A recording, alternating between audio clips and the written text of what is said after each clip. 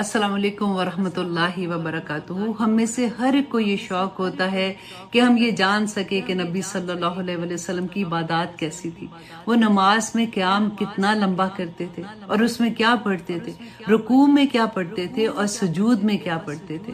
میں یہاں پہ آپ کے ساتھ ایک حدیث شیئر کروں گی کہ عوف بن مالک رضی اللہ عنہ بیان کرتے ہیں کہ ایک مرتبہ میں نے نبی صلی اللہ علیہ وسلم کے ساتھ نماز کی حالت میں قیام کیا۔ آپ صلی اللہ علیہ وسلم نے جب رکوع کیا تو سورۃ بقرہ کی قرات کے برابر رکوع کیا اور یہ دعا پڑھتے رہے کہ سبحان ذی الجبروت والملکوت والکبریاء والعظمہ۔ الحمدللہ۔